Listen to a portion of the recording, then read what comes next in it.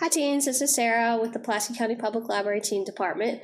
Today we're going to make the upcycled vintage Easter egg pages with books. So we've got a page out of a book, and I cut some strips out.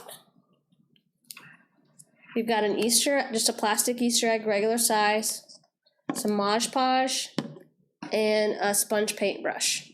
So what you'll do is use the strips. You're going to put Mod Podge on the back of them, then put it on the Easter egg, and then put Mod Podge on the front of it. So when you're finished, it will look like this, with it covered in the vintage book pages. So a pretty easy craft, and that's all there is to it. I'll see you next time.